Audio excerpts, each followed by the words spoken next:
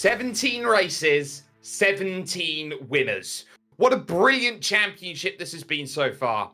2 more races to put together tonight. The last stop before drop round strike. We hit a circuit meant to be the season finale when we started. Here in Cheshire, the game changes. This is round 7 of the Simify MX5 World Sim Series, and it reaches Oulton Park, fully international, without the chicanes, and live on the Global SimRacing Channel. Welcome to the circuit, perfectly equidistant between Liverpool, Manchester, and Stoke-on-Trent. My name is Jake Sperry, and alongside me in the booth is Joey Atterbury. Daniel Costello swivels into the director's chair, broadcasting the show tonight on cameras provided by Dougie Beard. With the 40-line cut, the top 40 cut line now ever present, and the world final looming large on the horizon, let's see what a slice of peaceful England has with our GSRC track guide.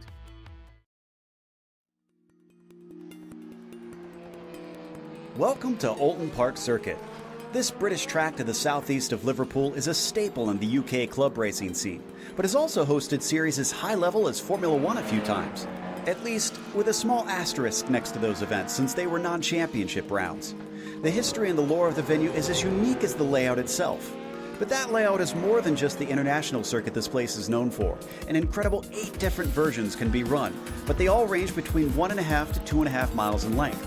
It's not exactly a long lap around here. What it lacks in that realm, it more than makes up for in bumps and hills. On top of that, Oulton Park offers some very fast corners, so you certainly won't get bored. Turns like Island Bend, Knickerbrook, and Druids can be utterly fearsome depending on which chicanes are at it. But even the slower corners often involve blind crests or kinked entries, making passing a very difficult prospect. In modern day, the place is mainly visited by touring cars, GT cars, motorcycles, and Formula 3. But here on iRacing, it's quite popular with the vintage community. Needless to say, this is a track that carries on the British tradition of fast, old-school style circuits that challenge and thrill drivers. It'll no doubt be a blast for both our competitors and fans today.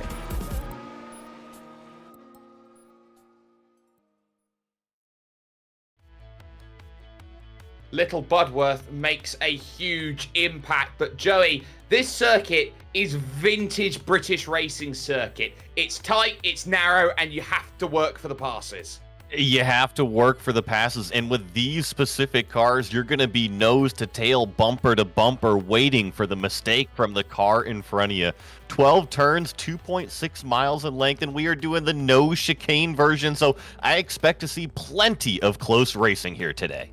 And pretty much everybody then is done with their works here over the course of today, which means that we can take ourselves over to the Simify starting grid. The title sponsor for the MX5 World Sim Series, Simify is an online web shop housing a vast array of sim racing essentials for the next step in your virtual career. From steering wheels, seats, and handbrakes to even the common sim racing glove, Simify ships worldwide and is available to be seen both in English and Espanol. Use discount code MX5WSS at checkout to receive a discount on your sim racing purchase by visiting www.simify.com today. Rune Bobar's first start in the season. He gets himself on pole position with Martin Sampson alongside. He needs a win today. Pedro Marimon starts third with Nicholas Norwood fourth, with Stephen Orrell and Willem van Rassel on row 3. Carl Winkop and Luis Suarez house themselves 7th and 8th, with Michael Ellett 9th and Alexandre Longo rounding out the top 10.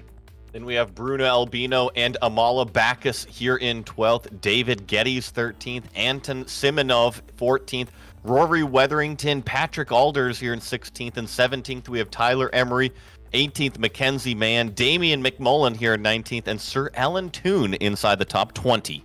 A colloquial name for Sir Alan Toon, Martin Schmidt and Andrew Lickler on row 11. Brett Ride has Jojo Patrick for company, 23rd and 24th, with Alif Imran and Timo Paya on row 13. Stephen Elder and Arturo de Villa are 27th and 28th, with Michael Tanagretta and Bill Jenkins. 4 drivers left after that, which includes Tim Brink, Shane Pettingill, and 2 drivers who did not set a lap time, Jamie Florentino, a winner last time out, and Riyad Yasmin, making up 34 drivers here in Division 2 for today. Just the 2 divisions instead of the 3, but important on the numbers. It's 81 Fahrenheit track temperature, it is right on, slap bang, perfect conditions to race what is constant weather conditions, not something you traditionally see anymore in iRacing. But it's key for Martin Sampson. Number 16, he is right up there in the championship. Everybody on the grid then. Engine notes rise. It's 25 minutes worth of racing and the green flag drops. We are underway here from Oulton Park. The drive to Old Hall Corner is going to be the most important here. Martin Sampson's covered off then by Bobbart, heading through the opening section of track. And it's about patience, and already there's troubles going through. Carl Winkop around, and it's pandemonium in the back. Yeah, Carl Winka plus 2 other cars involved, and you see just almost a full track blockage. It started with these 3 cars, but I'm counting 5, 6, 7, almost 10 cars now involved. Schmidt, Pettingill's involved in it. Jamie Florentino's the wrong end of it. Michael Elliott, another one who's been caught up in lap 1 troubles. But it is Bobbars who leads the field. Martin Sampson in second. Pedro Marimon in third with Nicholas Norwood fourth. That's how they left. It's Stephen Orrell now fourth. Norwood's actually dropped down a place. He's back in 5th place. And the group opens up to Anton Simeonov, who is in 7th and 5 seconds already in the early stages. Up the hill they go, heading towards Knickerbrook Corner. This is going to be a scary but important place to get moves done today, as here comes Sampson looking to the outside of the toughest corner on the circuit to pass, and he gets run out of room. Traditional MX5 racing, though, 2 wheels in the grass is okay, as long as you can keep it pointed the right direction, and I have a feeling it is going to be tight like that all race long.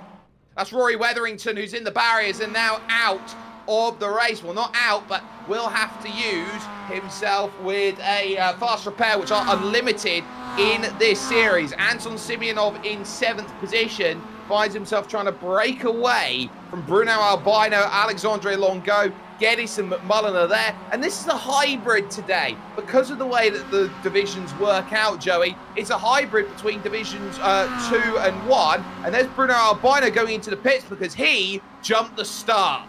Oh, and Steve Orrell actually got 4 wheels off at the exit of turn 1. Look at this side-by-side between Bobbers and Sampson for the lead. A little bit of door banging, but they are neck and neck coming out of the corner.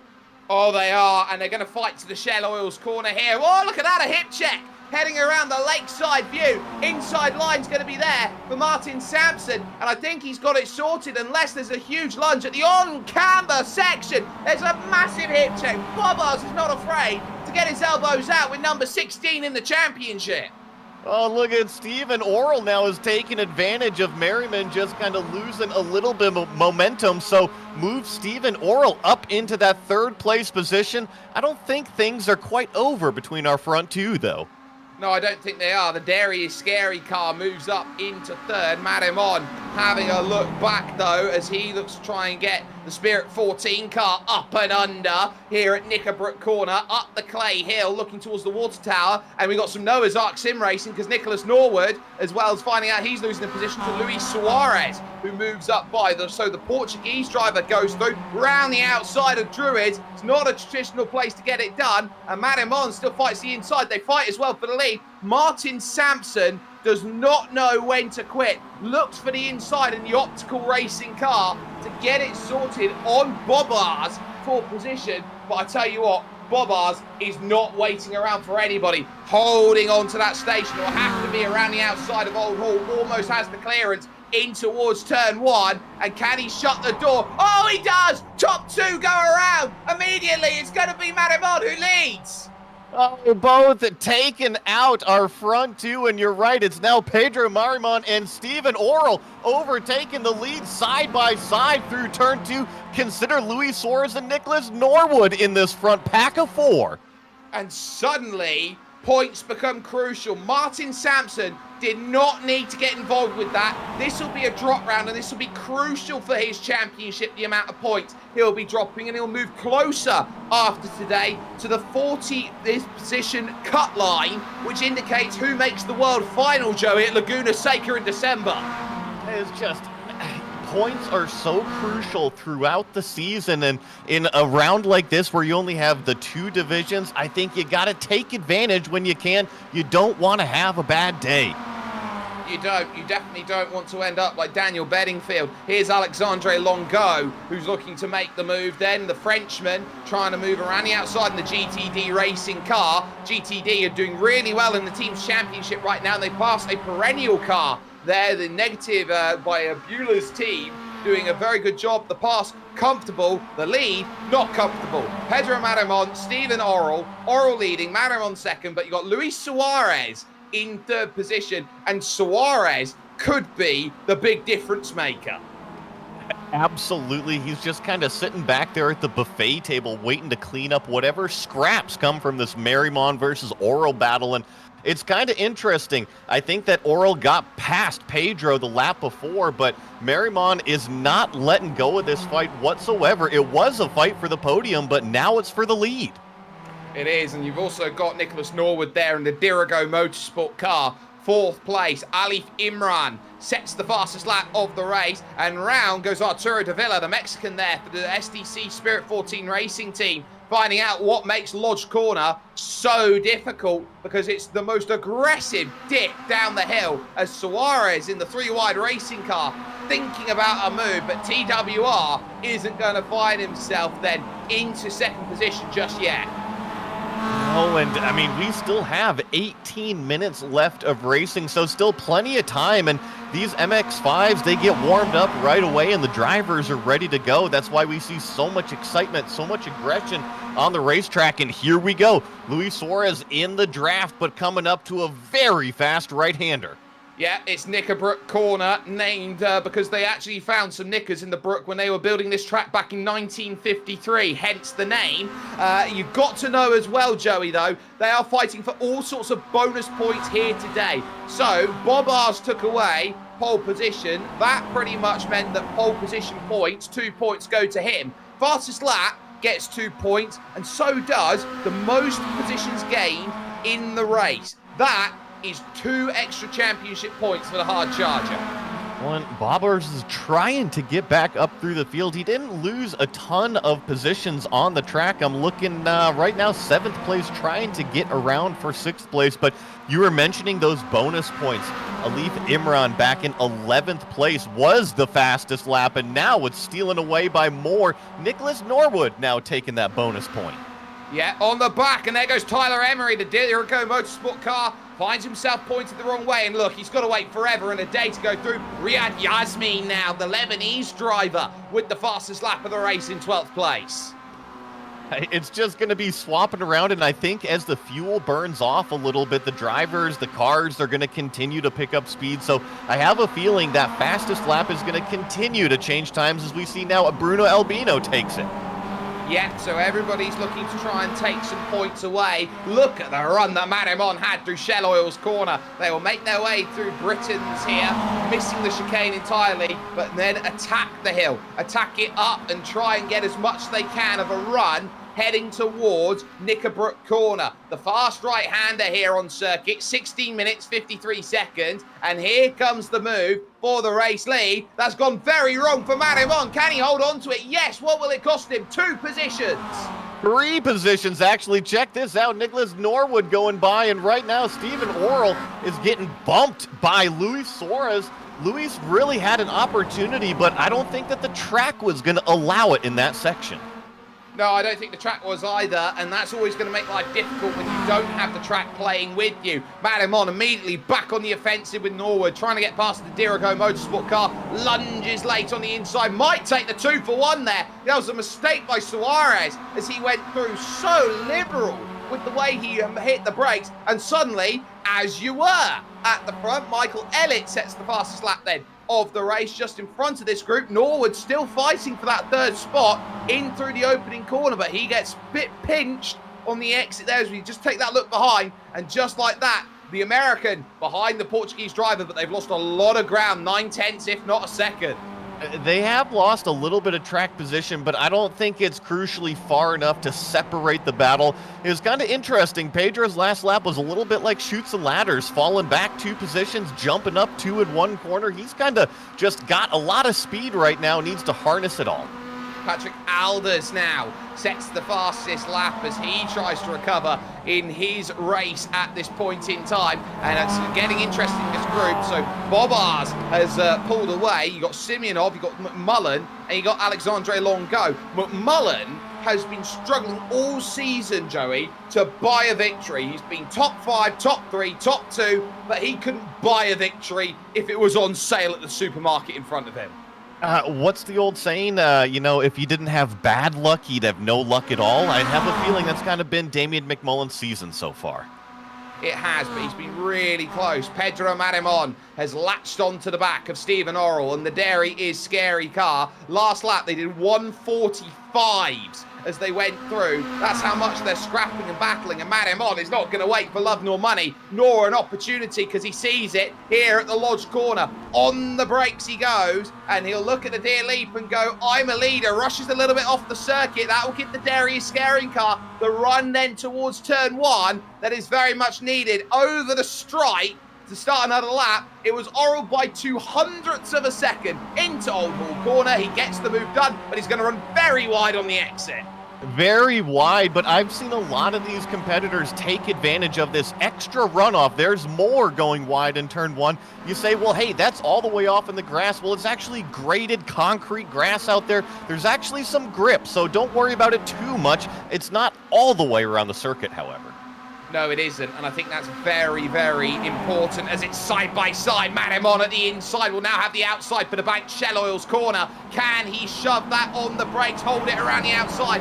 Back end getting loose. He tries to put the power down. It puts Orrell on a position then on the inside. Look at how much they are scrapping at the front of this field. And if they continue like this, Suarez isn't going to wait, but does he have any room? Are they blocking the road too wide? Come on, make it 3 wide, make it the motorway. All the way up, make it the M6. No, they're not going to have that happen. It's still too wide. It's Marimon on the outside. It's Orrell on the inside. Orrell backs out of it. Marimon takes the lead. And now it's too wide for second. And Suarez will go through. And you know what? I think Stephen Orrell was just being extremely nice. He wasn't trying to let Luis Suarez into second place. He just didn't want to make any contact, and Suarez made a very aggressive outside move. Tip of the cap to the number 34. Well, tip of the cap for the helmet that he wears, emulating an idol, Ayrton Senna, that he's got at this point. On the brakes into the Lodge, and you've got to be so alert around this track. Every single corner you go side by side. This is like trying to drive it around a rose bush at this point, because the moment you go side by side, it is prickly to get yourself out side by side, as Ali Imran finds out right now in 10th position. He is really racing hard then with Mackenzie Mann. Riyad Yasmin currently the hard charger, 34th up to 12th, and it could be more. 2 by 2 through turn 1. Imran and Mann now coming out on the exit pretty much even, but it looks like Alif Imran's going to take over that 9th place position. This is a great battle of 4, and the other car that I was noticing, if you remember, Bobbers earlier leading the race, he fell back a little bit. He's starting to close that gap back into our front pack of 4 as well. He is the work car by result car. Andy Littler pushing away. Nowhere to go for Mackenzie Mann. He wanted none of it, backs out of it. And now all of a sudden Riyad Yasmin finds himself side by side. And there goes the move then that pushes up another pass then. So Yasmin gets one more out there. Will now move up into 11th position and is continuing that charge. Suarez trying to fight Marimon for the race lead. It's an age as old as time. It's Spain versus Portugal at the front. It's all Iberian. Yeah, it's definitely a battle. Look at this. Stephen Orrell definitely trying to get his nose back up in there. Remember, he was in that second place position, and Suarez made an excellent move around the outside. This is showing why MX5s are such great race cars. And right now, for the front 4, who are battling so much, the biggest friend they've got is the number 92, Anton Simeonov, in 6th position, because he is keeping Rune Bobars completely occupied out there at the front of this field, and there is nothing they can do about it except try and break away and build that gap. They've got 10 minutes at the rate of Bobars' pace. If Bobars can do those 143s, he can catch that group at the front. The issue he's got, though, is that Simeonov's now fallen to 1.3, and Bobars has licensed to attack again.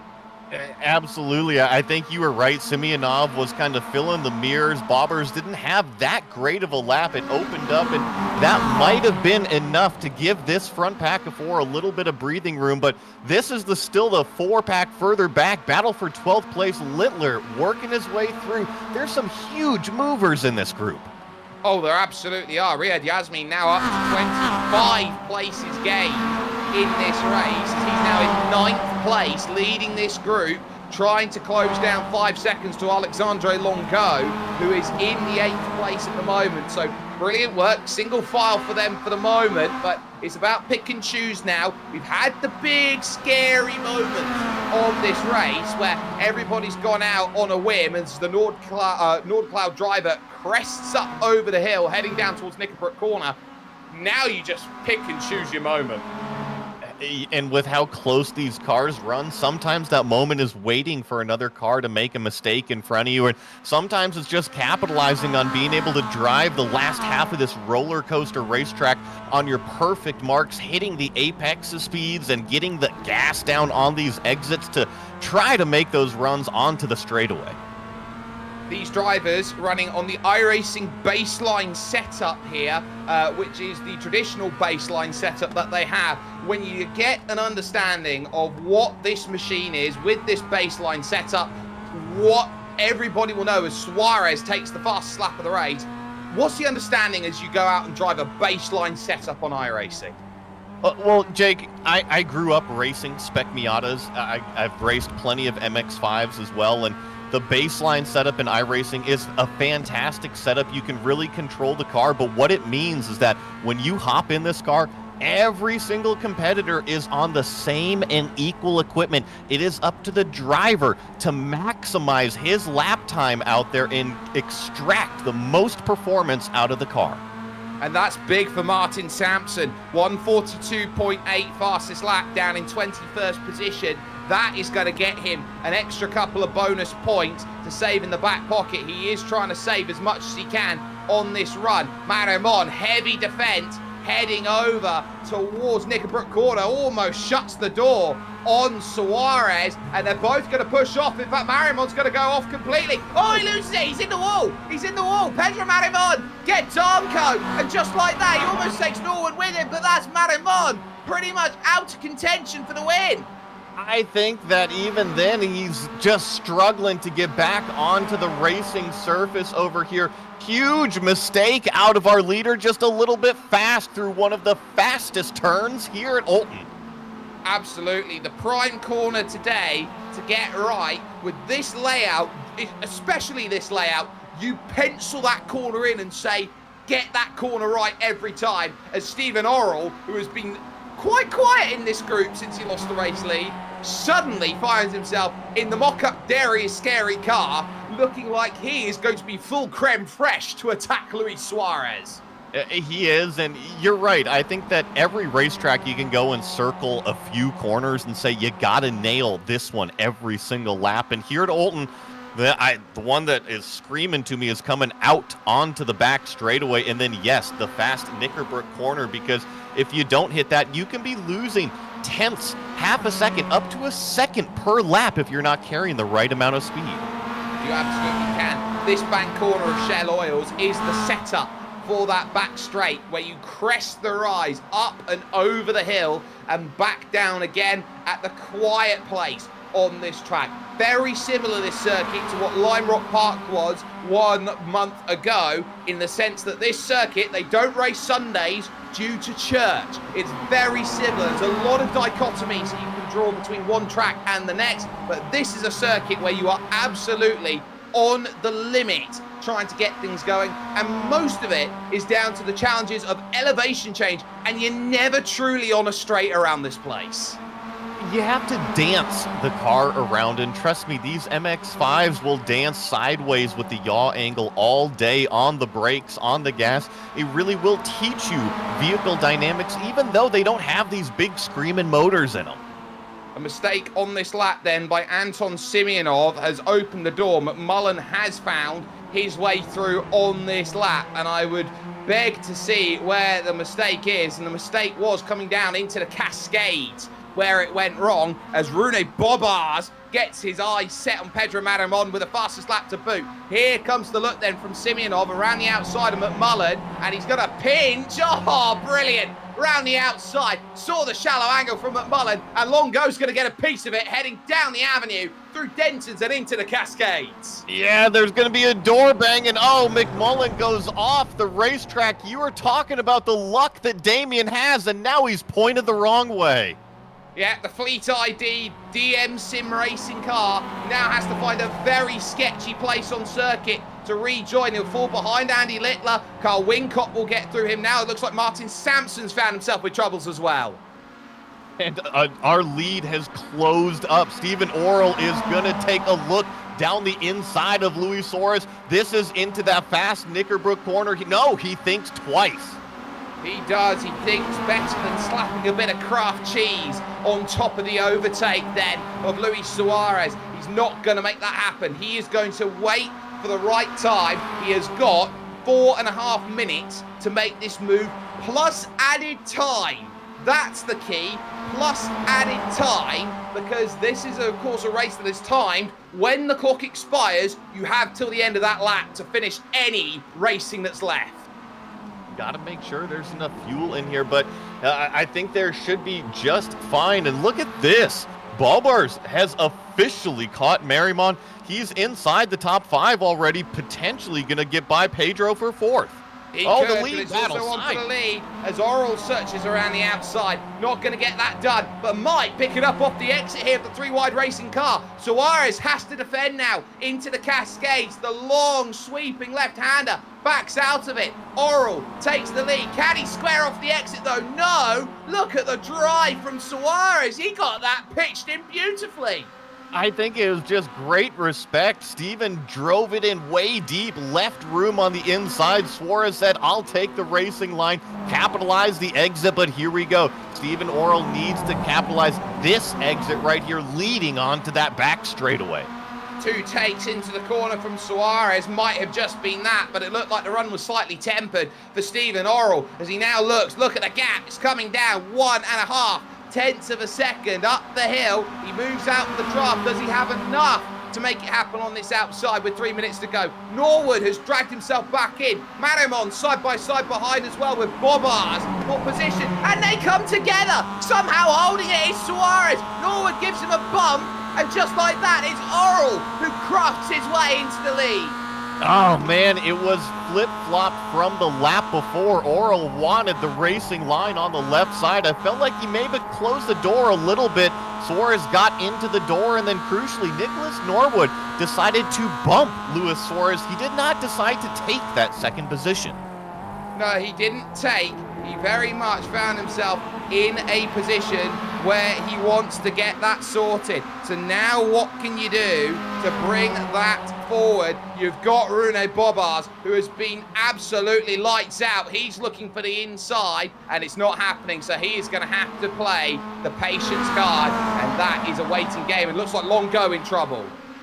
And I'm looking at the clock. We crossed over with just over 2 minutes left, so that means these cars will complete this lap plus one more.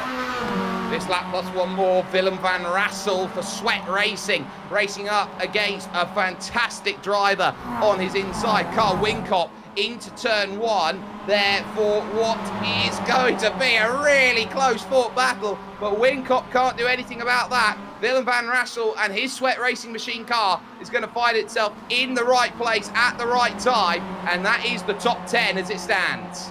Well, and this battle has given new life to Damian McMullen as well. Remember, he spun out and he's in the 13th spot. He might be able to take away a few here at the end. Oh, he might get a few more than that. Big push away from Van Rassel. That's going to be straight on and not where you want to be. But Riyad Yasmin, who is the biggest mover and shaker, he's in the fence. Oh, so disappointing to see after he worked his way through the majority of the field, but this battle rages on. Damian McMullen, the caboose on this 4-car battle that I was talking about. The caboose indeed. It puts Michael Tanner-Greta now as the biggest mover in the field into 13th position, started 29th, so he's now got it going. Longo is giving service at this point. He's waiting for a chance. Yeah, just waiting for the opportunity. And this is a little bit more of the technical backside of the racetrack. Not too many passing opportunities. It's going to be more filling the mirror of your competitor, waiting for that mistake. That one mistake might go through for Longo. Bang! Into the barriers just like that. His day donezo with that huge hit. Back to the front though. Luis Suarez is thinking he's got a half a shot here. 0.6 of a second. He's going to need a miracle to try and chase this down against Stephen Orrell, who's been fantastic on the exit of these corners. Norwood in third, Madimon in fourth, Bob Ars in fifth position.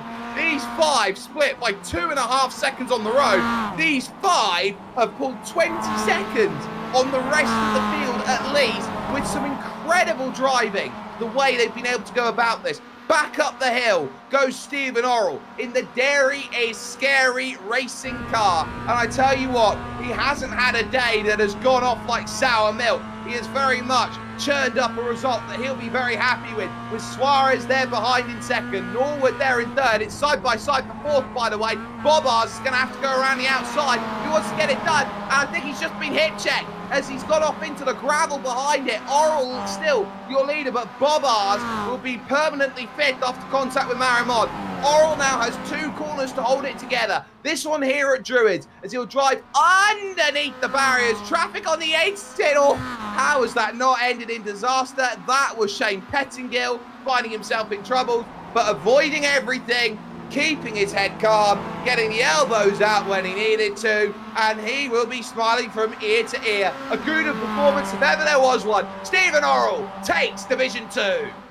What a race from that number 40. Hats off to the entire podium, Luis Suarez and Nicholas Norwood. This is Mackenzie Mann still battling it out for the 7th place position. Wants to get it done round the outside. Is there driver for the exit? No, off the road, down the hill. Just like that. No, big hit.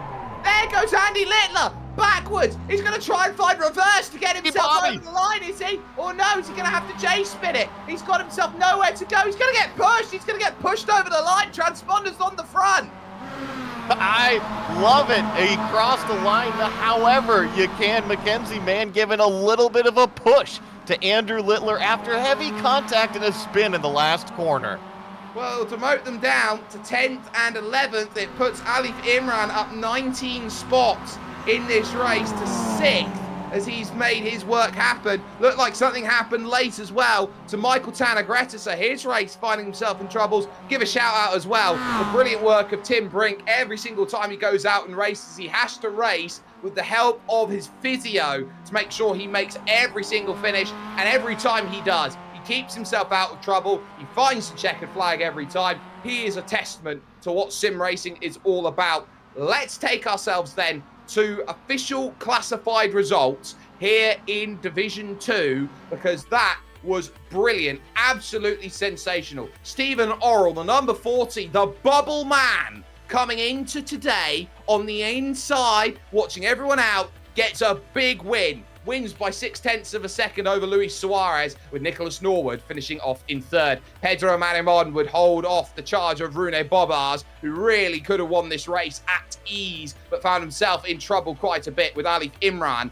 in 6th position. Willem van Rassel ends up 7th with Carl Winkop 8th. Damian McMullen recovers to 9th because of the backwards nature of finishing for Andy Littler and the work guard by result car.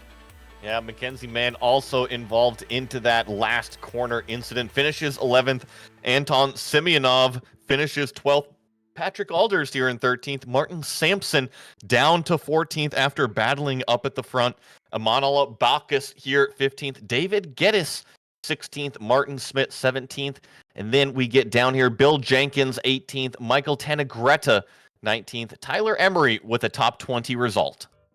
Over the page again, Bruno Albino and Brett Ride are 21st and 22nd. Then it's Tim Brink and Stephen Elder. Michael Ellett found himself in troubles today. The man on the outside looking in with a bad race. Not what the doctor ordered for the South African. Alexandre Longo arguably should be higher up in the championship, as well as Rory Wetherington. Both of them 26th and 27th. Riyad Yasmin, we saw the big hit into the barriers, 28th, and then drives a lap down or worse. Jojo Patrick, Shane Pettingill 4 laps down, had an awful day today. So too did Arturo de Villa, Sir Alan Toon, and Timo Paya. No Jamie Florentino taking the start then of racing. We're going to take a very short commercial break here, ladies and gentlemen, because when we come back, it's the big one. It's Division 1, and everything has been leading to amazing racing. We'll see you on the other side.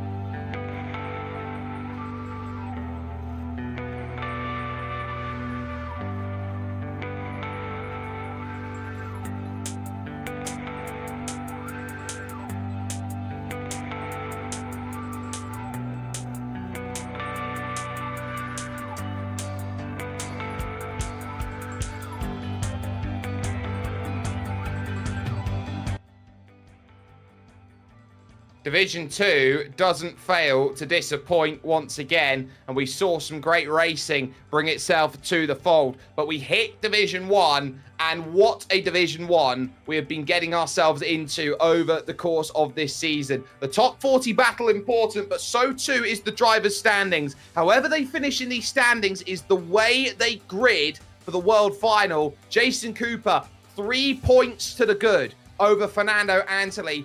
Ade Koba sits just 12 points back of Cooper, with Pablo Espes in 4th and Marcelo Pagnan in 5th place. Vladislav Shopov is currently 6th, holding an island on his own, with Ronnie Mantignami for the Blue Rose Racing Team in 7th. Adam Delmont finds himself 8th, just 5 points behind for Next Gen Racing. Lars Fischer, 9th for 5 Star Motorsport, and Joel Singleton rounding out the top 10, 166 points off of the lead set by Jason Cooper at this moment in time. The big key, though, is looking over to the team standings that's coming up here, Joey, and it has been an all-out battle this season.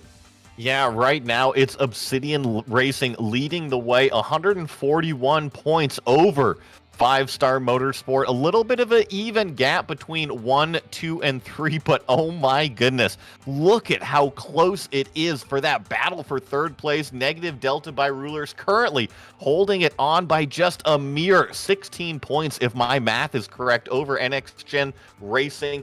And then also a nice tight battle between GTD and also Blue Rose. But I have a feeling any one of these teams down here that's separated, maybe Sweat Spam, maybe Positive Delta, CFPM, they all can move up. Just a couple reliable finishes here is all it takes. And there has been a team change as well for Morgan Burkhardt, so he takes himself away from Platinum Racing and will now have himself a new team to go and put himself with over the course of his racing. That, of course, will be Parallel Racing Group. In the Nations Cup, it pretty much falls in line with what's going on in the team's championship. Spain with control of that, 2,062 points, but 136 points back is the United Kingdom giving chase. 10 points split the United States and Bulgaria in third and fourth, with Finland fifth and Italy in sixth position. The Netherlands find themselves seventh, holding off the charge of Brazil and Germany in eighth and ninth. Portugal, a full 400 odd points back, 350 in 10th place, having a lot of work to do to chase down in the Nations Cup. Let's talk about this one, though. It's important. It's the big race. Once again here, Joey, 25 minutes to get it done. And these have been the best 25 minutes that sim racing has offered month in, month out. Yes, the cars, the drivers themselves, and here we are, round 7 of 10. That means the championship has fully taken shape, and the drivers are invested into these seeded splits. We do have the 2 divisions here today. You mentioned we are here, the top Division 1, the best of the best for the 25-minute race. They are still on a fixed setup. It's the more advanced baseline setup, but they are all on a fixed setup. There is a spare car available, but trust me, you don't want to be coming into pit lane to use it. You want to be collecting the points on the racetrack. You certainly do. We find ourselves about 2.5 minutes away from qualifying being sorted. It's currently Jaume Dalmases on the pole position at the moment. 141.793. Took his first win last time out at Lime Rock Park. Oscar Pujadas for Team Rising competition jumps up then into 10th position, or actually moves up to 7th position, I should say, with that time of 42.1. Good enough to move up through the places. But again, we're seeing how every single time there are names who could find themselves up near the front who can challenge. Yuanji Lin, a 5-star motorsport, the best driver out of China, 96th in the championship. Days like today, starting late in the championship, days like today, get you a chance to put big points in to make a top 40 push. And you see on the track right now, he still is able to finish this lap. You're available 3 laps here in qualifying to put down a time, and the minute 40 seconds left. Plenty of time to finish this one. Currently graded up in the 20th position. We'll see if he's able to jump up at all. Tracking pretty good right now. 142.627. He's tied on time with Eugenio Pulici right now, and that's 7th fastest. Great time, 42 flat from Yuan Lin. That is the 5-star performance he's been waiting for a very long time in this series. Pulici, 42.8 doesn't improve. Laurent Sebastian for Taramundi will make the charge over towards the line. Is way down in 26th position. 42.8 does jump 1, goes to 25th, jumps Jose Gonzalez. So is able to do that going forward. That, I think, is all of the drivers who can set a lap done, which means that we can move over to the Simify starting grid for Division number 1. We're going to get ourselves over to that grid once the racing starts, of course. That'll be in 45 seconds, but I can tell you that Simify is the title sponsor for the MX5 World Sim Series. It is an online web shop housing a vast array of sim racing essentials for the next step in your virtual career. From steering wheels, seats, and handbrakes to even the common sim racing glove, Simify ships worldwide and is available to be seen both in English and Espanol. Use the discount code MX5WSS, that's the number 5. Code's also down in the description at checkout to receive a discount on your sim racing purchase by visiting www.simify.com today. Checkered flag falls in qualifying. The grid is set. Let's take a look at how everybody stacks themselves up for today. Jaume Dalmases, buoyed after his result last week, is on pole. Has Vladislav Shopov for company, though. What a time to get himself on the front row. Pablo Espes and Ronnie Mantignami start 3rd and 4th, with Ade Koba 5th and Morgan Burkhart in 6th position. It is 7th, though, for Yuan Lin. Enzo Sampaio starts 8th, with Oscar Pujadas 9th and Marcelo Pignan rounding out the top 10. In 11th place, we have Adam McNally, Adam Delmont in 12th, Lars Fisher, and David Morales on row 7. David Chapman, 15th, Felipe Santa here in 16th, Jameson Sampaio, 17th, Jordan Zetanov in 18th, Rodrigo Emmerich, 19th, and Eugenio Pulici in 20th. Top 2 in the championship are not here today. It's a free kick for Ade Koba. Tero Tillis starts in 21st with Miles Owens alongside. Following that, you've got Roberto Bruno and Stefan Alderding. Laurent Sebastian is 25th, along with Jose Gonzalez, 26th. Sandavara starts 27th, along with Trevor Roy. Nuno Ferreira and Edward Gross make up the 15th row of the grid. You're in 31st, Callie Cavisto, and then Christian Hinch in 32nd, Matt Tempest, Charles Kellyman in 34th, 35th is Peter Reed, Ivan Bremer, Ari Haro, Ronald Moons, and Carl Jacquelet, your 39 cars. Lorenzo notes are revving. The lights are on. The lights are out. We are underway. Great start by Dalmasas in the Zenith Esport car. Off of the front, Vladislav Shopov comfortably falls into line as they're single file pretty much through the first 7 positions, 8 positions in through the opening corner. They are going to be aggressive, but they're going to be so respectful of the way they're going to have to drive. Everybody pretty much making a clean run then down the avenue and into the Cascades. Immediately Ade Koba is on the attack. Mantiniemi, nothing he can do. He's going to drop back as the bin, and Morgan Burkhardt with a new team, with a new figure, is going to make his way through as well.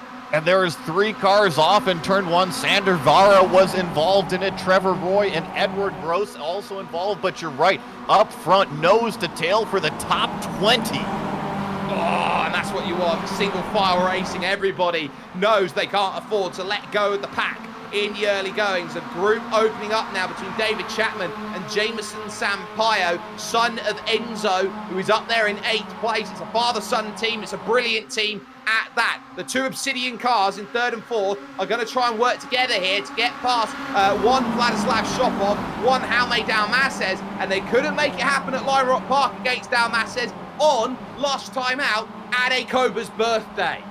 Look at these cars up and over the crest, the undulations here at Oulton Park. And I mean, we're talking inches separating each one of these top 5 cars. I don't think you can get much closer than this.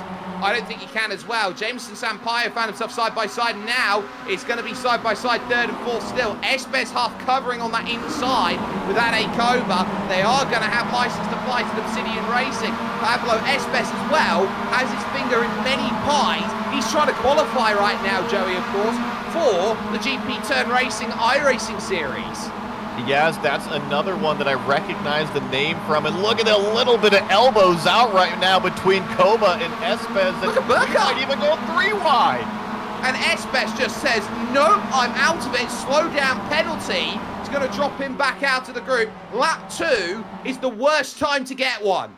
Yeah, it is. You just don't have the relative time to reference off of. And Pablo Espes continues to fall down the order, and it's not his fault. It's not, and now down the inside, that is Marcelo Peñan. Oh, and off the road goes Espes. It's going to be followed by the 5-star car. They're both going to go off the Xuanji Lin. Bang! Lin in trouble. Almost more troubles. There is. It's a junk up for the Shell Oils corner. Yeah, almost a full track blockage. It is a track blockage into the slowest hairpin. This is chaos pandemonium. I've never seen anything like it. Oscar Pajadas is in it. Polici tiptoes away through. Stefan Alderding, Tero Tillis, all caught up in it. Big names all finding themselves in trouble at Oulton Park. And it all started from Pablo Espes and the slowdown. Coming out of turn 1, he just got out of shape, out of rhythm, and oh my goodness, it all waterfalled from there.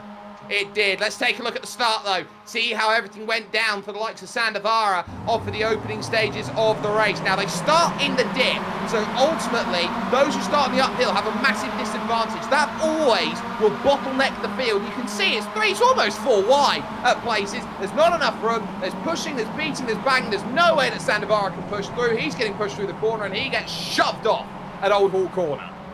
Yeah, it's just a product of putting 34 plus cars on the racetrack, and then you're right, some of them start uphill, some of them start on flat ground. Oh, it's just, oh no! Bang! There's the hit, and it goes wrong again. And just like that, Adekoba, and it's also going to be Vladi Shopov in trouble. Both of them drop down the order. And heavy damage to Koba's machine. Look, he's missing a front bumper. I think I saw 3 cars actually with pretty significant contact there. And it gives Jaume Dalmases 1.3 seconds. The next gen racing car trying to drive around the outside. That is the Toon boy, Adam McNally from Newcastle upon Tyres. In fact, it's Adam Delmont there who's going to be looking around at that, going, okay, I want to try and find a way through. You got McNally waiting to try and get by as well, I think, because of the lack of straight line speed after the hit there for Adekoba and the slipstream to boot. Both Delmont and McNally are going to find themselves through. The 2 Brits passing the Spaniard. And you're just seeing Adekoba bleed speed out there. We're going to get a quick shot at another GSRC replay here. This is how quickly it can go wrong. This is Yuan Jilin. He sees the slowdown penalty in front of Morgan Burkhardt, but he sees a car on the inside and he just tiptoes it off the road, tries to keep it out of the barriers. He then spins it around, it's back into the circuit, and then all of a sudden nowhere to go. Banked corner, tight corner, and everybody pretty much lemmings off the cliff. Everyone jumps in and finds themselves in trouble. Adekoba has to pit big for the number 3. He has mechanical black flag damage. Yeah, you know, it's not uncommon to see him come in and get that fast repair done, get back out on the racetrack, but it is a tough pill to swallow. These are only 25-minute races. You're just losing a ton of points when you have to come down pit lane. So let's talk Teams Championship right now. No Fernando Antoli, no Jason Cooper. They will cancel each other out. Adekoba in trouble down in the pit. Pablo S and Yuan Jilin in trouble down in the pits. They'll cancel each other out.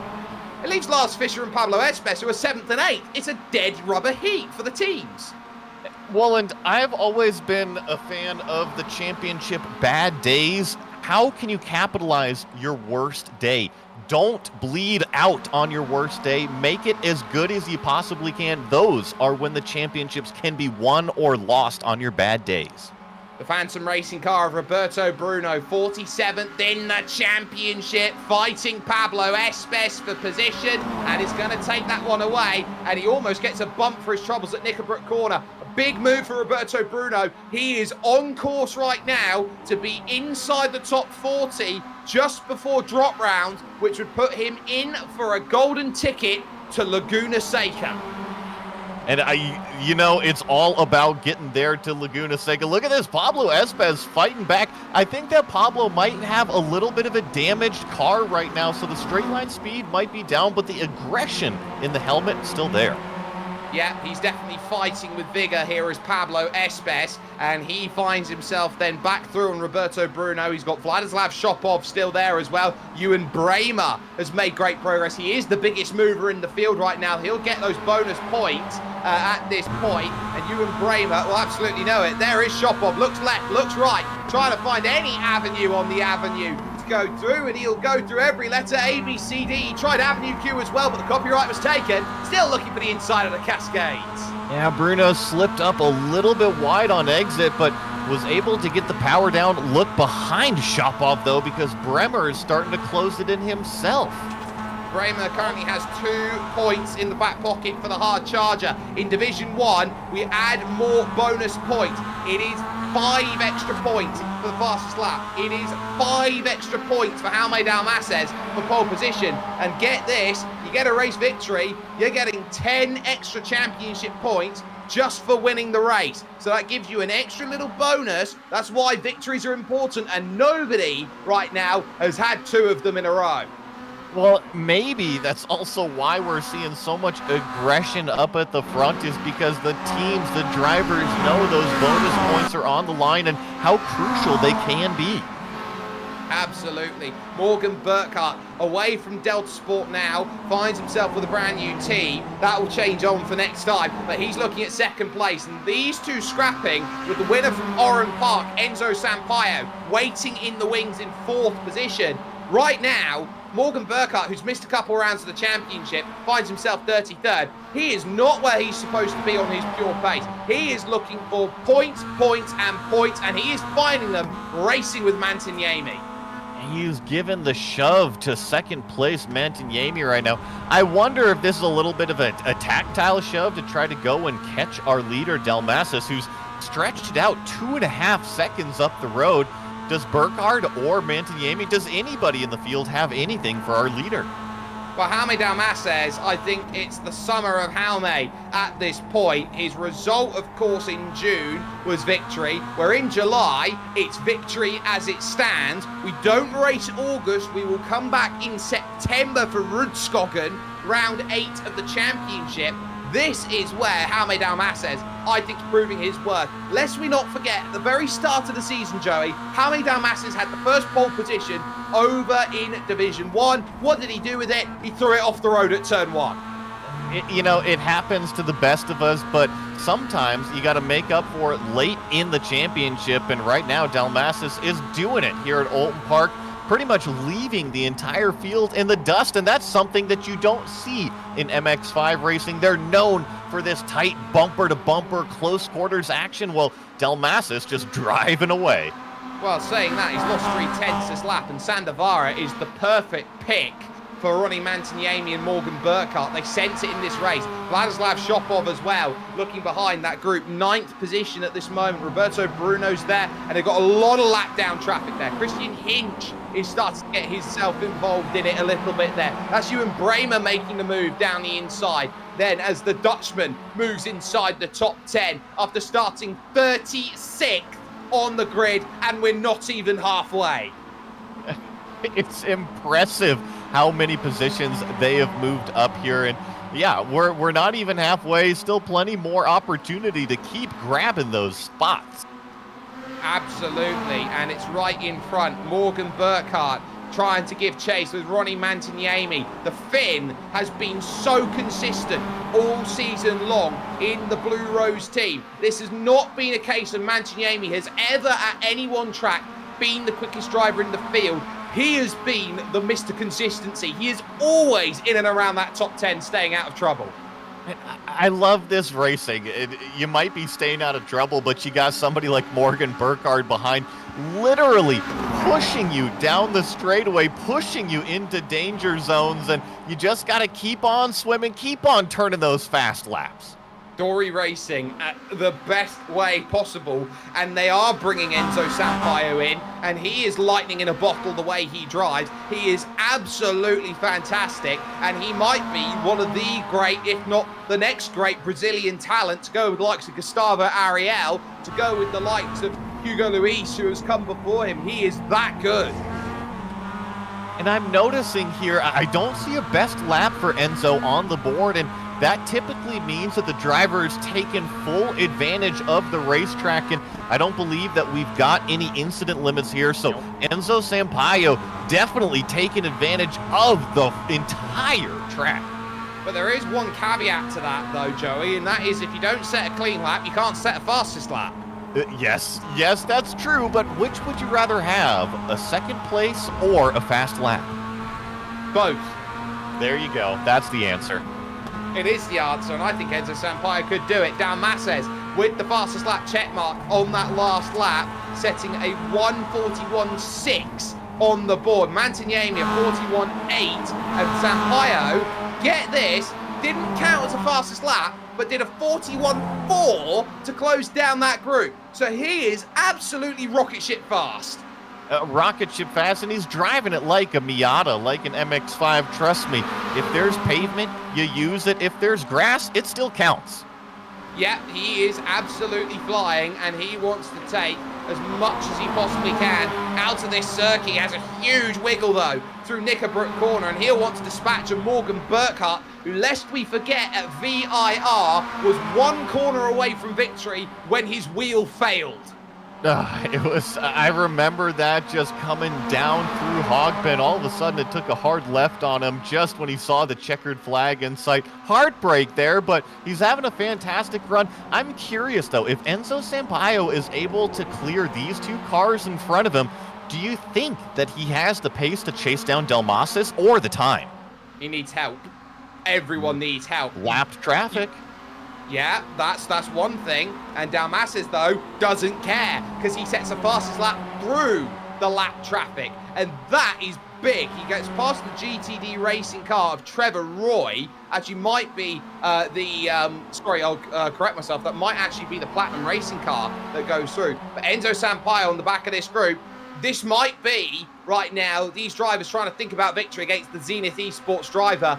At this stage, though, they are staring at second place because they're 2 seconds away. It's agonizingly close. Here's the GSRC replay. Yeah, I believe this is Lawrence Sebastian back here having problems. This is this is that very fast back straightaway, and that is just a bump draft gone wrong. It is. He jumps over the Foster circuit as well as he goes through. Does he get it gathered back up for Nickelbrook? No, he doesn't. That's a heavy, heavy accident there.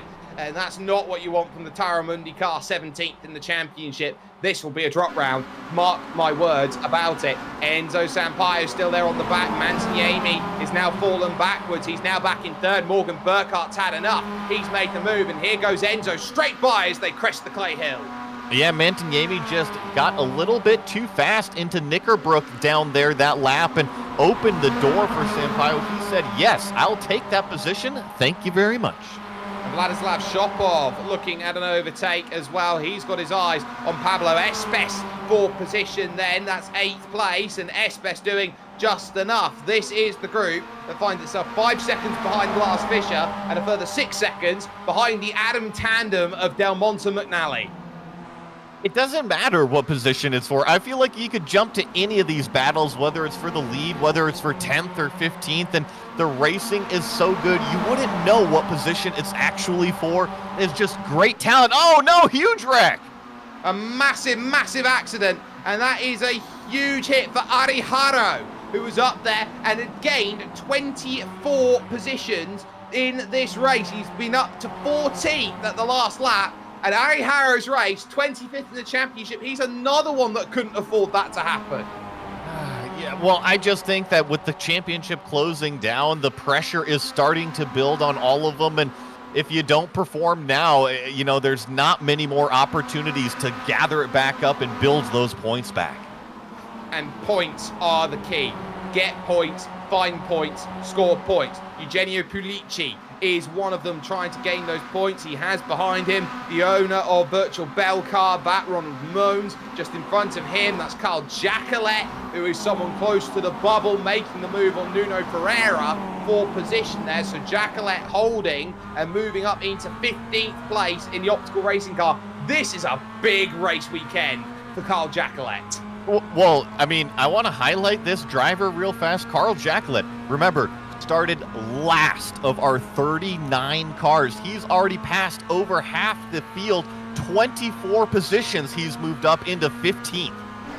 Oh, he has flown. Trevor Roy's off the road, and he's off the road in a big way over at Druids Corner as Jacquelet will crest the top of the hill, heading towards Druids right now. You're going to see him on the outside try and rejoin. He's just rejoined in front of them, but there will be a slow car as they go off for the exit here. And look at the side-by-side. Pereira straight back up the inside. Then goes the Portuguese driver, and he comfortably makes that pass back. Brilliant stuff then, just in the top 15. That was a really nice move, just slipped right up the inside there, and now we're looking at that battle for 9th place again. This is Shopov, Espov, Bruno. Yeah, they're all there. They're all trying to go through. Ade Koba, by the way, sets the fastest lap of the race, and he's back up into 12th position despite having to make a pit stop.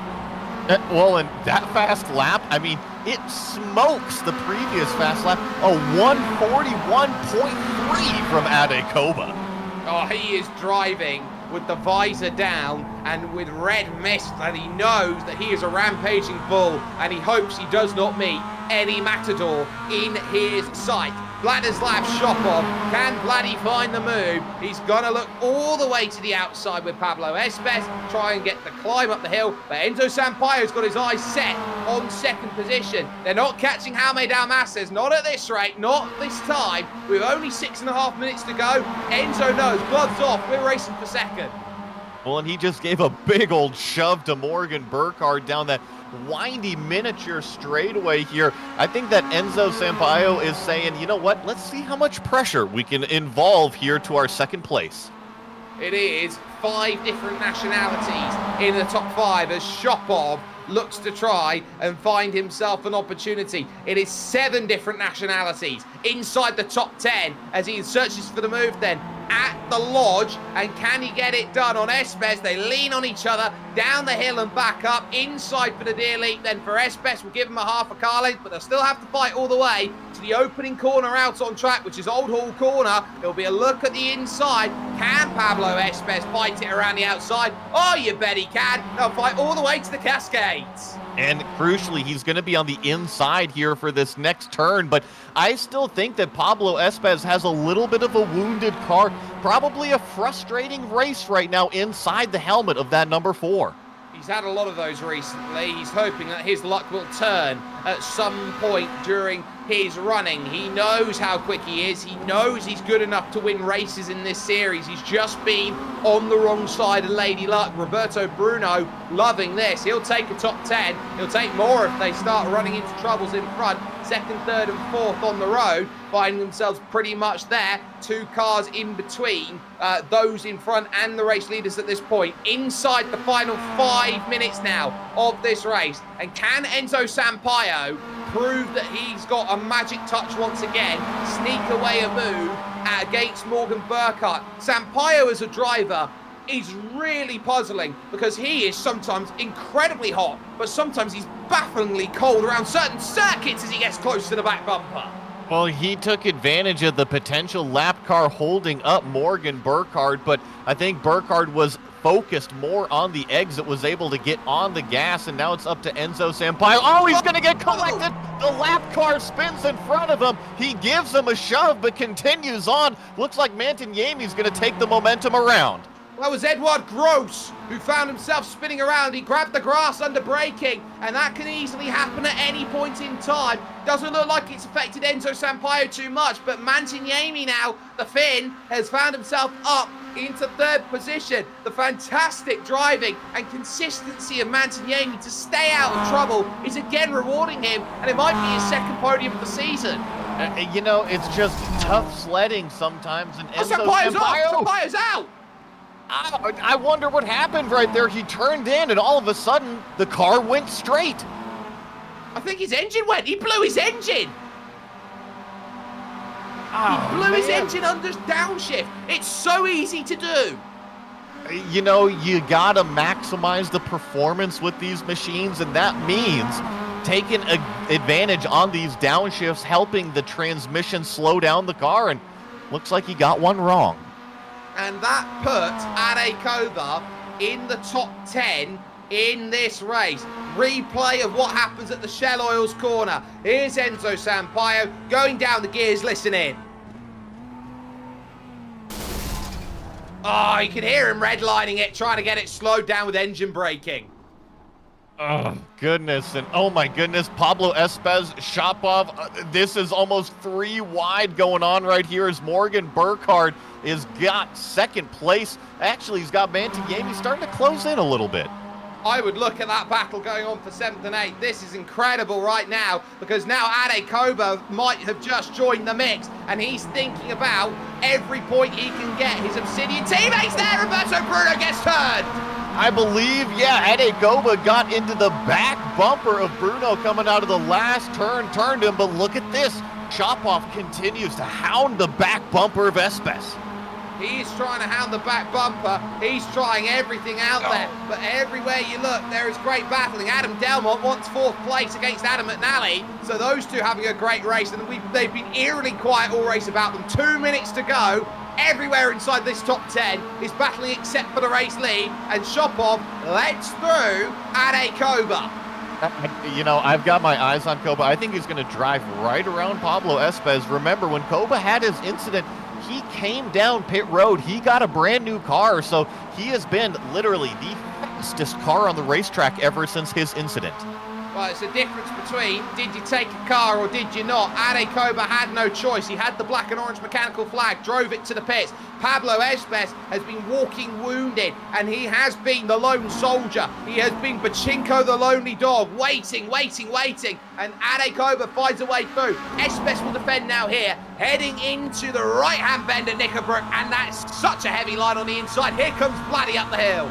Yeah, and Shopov has been looking for this opportunity right here. He's going to squeeze to the inside. Is he going to have enough room? And who's going to be latest on the brakes? Oh, almost a touch. Brilliant stuff.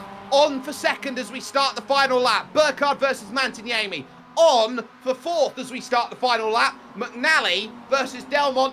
On for eighth as we start the final lap. Shopov versus Koba. Here's Ronnie Mantignami down the hill at turn 3. Does he have something left that can put him through on the number 33 American? Brand new team, brand new everything, trying to get brand new points in the back pocket for second place. Mantignami searching with the Blue Rose Racing team for a chance then as they hit the hairpin of Shell Oils. Not happening. McNally and Delmont behind. Can they find opportunities to make a move? Old team versus new, as it's now going to be a case of not happening yet. It's still Delmont behind, McNally in front, but Mantignami up the hill is going to have to go around the outside at Knickerbrook Corner to get this done. He crests the top of the hill first, but no, that Burkhardt still got his nose on the inside. On the brakes they both go. Burkhardt takes advantage of his position and takes that place, and not much that Mantignami can do. Through goes Adam Delmont then. He snipes it away from Adam McNally. That fourth place, so vital because it could be a podium if second and third come together, which they don't. Back up the hill, Excite versus Next Gen as they now battle round the outside of Druids, trying to find his pass. Adam McNally, oh you beauty, but he's still going. Jaime Dalmases will go back to back. The first two-time winner in the MX5 World Sim Series. He gets it done. Burkhardt and Mantignami, it's still side by side for fourth place. And up the hill it will be a drag race. But I think Delmont will just hold on. Brilliant scrapping between two Adams with so much respect between them. Oh my goodness, just a handful of tenths of a second separating a lot of these battles. This is Ferreira back here in 12th place, battling it out. He's got Senna in front of him, Morales right behind him. Still a couple corners left for this group here. Absolutely, and they've driven such a good race. All of them gaining places as they went on through, and they will drive to the line. Not much they can do line astern. So too Jacqueline and the likes of Ronald Momes all gaining brilliant places. But it was a crazy race today. The chunk up in the middle of the field on lap 2 pretty much put a tail for a number of drivers. Matt Tempest will take a good amount of points here today as well. He's someone who needs it. Number 48, he's looking for top 40 status. And you talk about it right now, Joey, as they head to the line. There are about 20 different drivers who are looking at top 40 being a reality. There are going to be some unhappy people going home just on the wrong side of Lady Luck. You know, sometimes it happens. It's called racing. It's called championships. And sometimes you're on the glorious end. Well, sometimes you're out there singing your sorrows away at the other side. Jaime Dalmases is a back-to-back winner in the Simify MX5 World Sim Series. His result, his victory, gets it done by 4 seconds over Morgan Burkhardt with a brand new team, and Ronnie Mantignami, your podium. Dalmases is having a summer to remember. Adam Delmont, a brilliant scrap on the final lap, 0.07 of a second. The difference between him and Adam McNally heading towards the line. A brilliant showcase between two drivers who have raced each other so often, with Lars Fischer finishing in 6th and Ade Koba. What a recovery. After finding the pit lane with damage, he still salvages a 7th place. That is a drive of the day candidate. You've got Pablo Espes in 8th, Vladislav Shopov in 9th, and 26 places to the good. Ewan Bramer. What a fantastic bit of avoidance from him. He gets a top 10 for his troubles. Yeah, fantastic race there for that number 15. Felipe Sen come home in 11th. Nuno Ferreira also up 17 positions. A great race for the number 106. David Morales here in 13th, Eugenio Pulici in 14th. Carl Jacquelet, the car that lined up very last on today's grid, comes up 24 positions to finish inside the top 15 here. Taratilas 16th, Ronald Moons in 17th, Roberto Bruno, Stefan Alderding in 19th, and Cali Cavisto in 20th. Over the page then to 21st and down, Matt Tempest and Charles Kellyman getting their results. David Chapman finishes 23rd, the number 24 car. Yordanin Svetinov would be 24th with Ari Harrow 1 lap down. Miles Owens now also in that group. A lot of these drivers got caught up in the big incidents, including Edward Gross, who had his hit, of course, with one Mr. Enzo Sampaio. Christian Hinch is in there. You got Jose Gonzalez and Peter Reed making 30. And Joey, you hit retirement central. Yeah, it's just DNFs from here back. Although we did finish here, Lawrence Sebastian crossed the line. Sander Vara also crossed the line back here. And then the rest, true DNFs, unable to finish the race.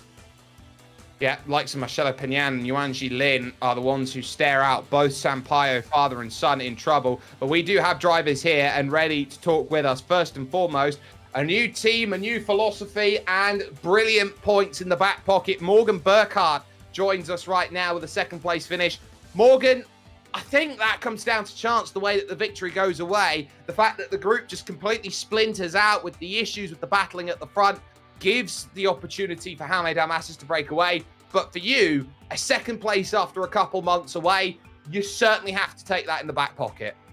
Oh, for sure. I'm very pleased with how it went. I was really worried when I saw a day. I don't remember who else it was, but the incident that was in turn 2. I think I narrowly missed it by millimeters at best. But made a couple unforced errors, trying to run Huami back down, and I let Roni back through and just tried to bump to get back to him, and then we caught traffic, and then it was just kind of like give or take on time after that. So it was difficult. I knew that I probably wasn't going to be able to run him down, so I just tried to position myself in the best spot for the end of the race. So your positioning certainly worked out for you. You find yourself then with an all-important second position. It gives you a lot more buffer for that top 40 position when it comes to the WeatherTech Raceway Laguna Seca over at the end of the season. But for you, in terms of now what you're trying to get out of this, how important is it for you now to just go out there, attack the final 3 rounds after the month's break we're going to have, and try and gain as many places as you can for positioning for the World Final? Yeah, it's definitely it's this crunch time now. Basically, I've got to go out. I can't really have many bad rounds. I got to go out and get podiums, get top 5s at the very least, and just try. I think I was 33rd coming in. A second will probably put me into the top 20, maybe 20s or low 20s. So I do need the points pretty badly. I'm gonna need to come out. But the summer has just been so difficult with all of the real racing and being away every weekend. Actually, the last round, I think it was at Charlotte, I came home from the racetrack and immediately hopped in here to to do that round. So now that we're kind of calming down a little bit and starting to wind down, I'll be able to do a lot more races. And talk about that balance then between the way that you race and how you race over in the States compared to jumping in on the sim and that translation that you have. How difficult is it for you to assimilate one with the other? And how important has your sim racing been to help your real world racing and vice versa?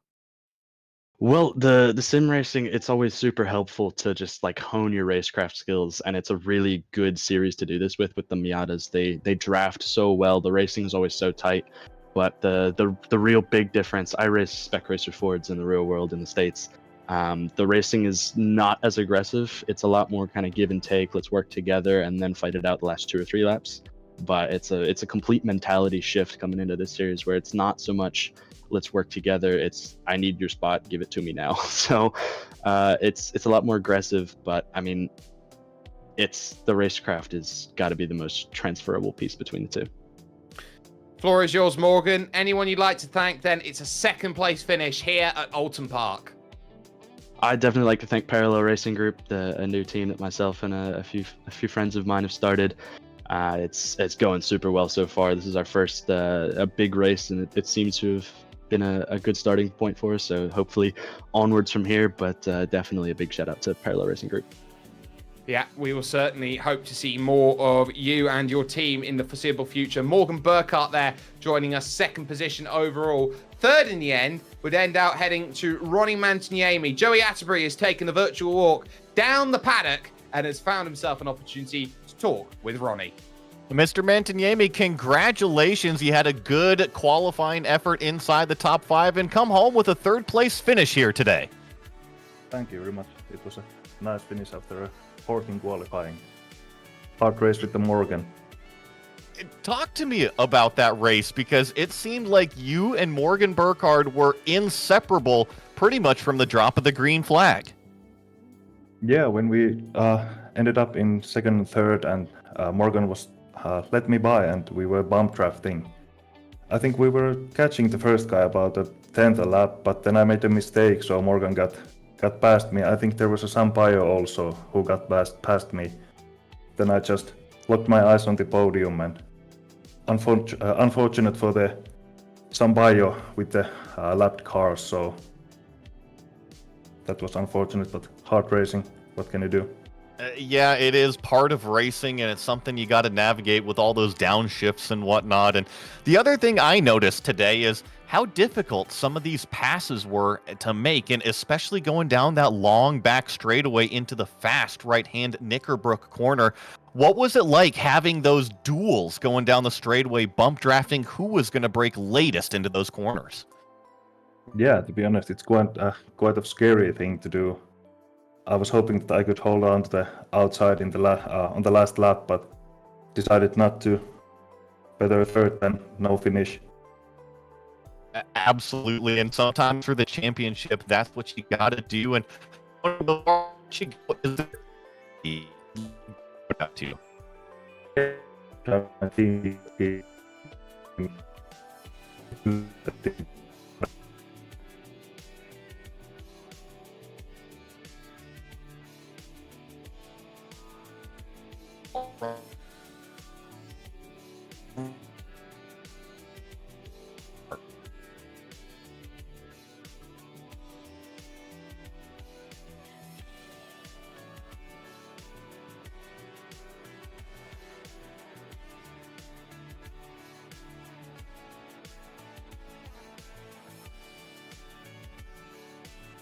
So a brilliant job then today, managing to find itself with the likes of Ronnie Mantiniemi there. That will bring itself through. Adam McNally will now join us, fourth position overall after what was some fantastic racing out there. I do apologise there for a couple of technical issues that we just had there. But Adam, P4, or P5 even, sorry, would have been P4. But you had a brilliant last lap scrap there with the other Adam. Yeah, he kind of went, oh, well, I was sat behind him before he made the mistake, and I'm like, oh, we'll not battle. He's like, we'll not battle the last lap or not, unless it's safe. And then I got ahead, and he's like, nah, we'll go for it. So we went for it. It was a good race, but couldn't believe he just pipped us at the line. I thought, so I'd dump him on the way back to the pits. Oh, well, at least there's some friendliness between you in terms of how they've gone through. But let's talk through what makes incredible racing for you, because it looked like the moment that about 5 minutes took off, there was a huge accident behind you. In front of you, it started going off like fireworks and they broke away. And it just left you two on an island on your own, which must be a weird sort of feeling that you have when you're out there racing and you've only really got one person to work with and race with. Yeah, like that's what me and Delmont were. I was gonna say we were towing each other, pushing each other up the hill, but we just couldn't seem to close down that gap with the 3 cars in front. But like I said, we just kept on going. Hopefully something happened towards the end. We made up a position. I don't see who went off. But some of the battling at the beginning of the race was great. I mean, unlucky that Marcelo went off. But I mean, he swerved in the braking zone, then moved back out, cut us into the corner. And we just touched on the exit, and unlucky he went off. But I suppose that's racing. If you're going to not leave room, that's what happens. You always got to leave a little bit of room. Racing room is always given. But Adam, talk to me about Rudskogen in September. What are you looking at with that circuit? And do you think that sort of track suits the way that you drive? Well, I've bought a track, but I don't think I've drove it. So honestly, I really couldn't tell you. But it's just a case of we'll run some laps this week and next and see how we're ready for qualifying. Well, you got 2 months to find out then to make that happen. Adam, the floor is yours. Anyone you'd like to thank? Yeah, just you lot for doing the broadcast. Everyone that turns up. I mean, the racing's incredible majority of the time. The pace at the front is just unbelievable. And Sander for putting it all together does a great job, and it's worked out to be an awesome series.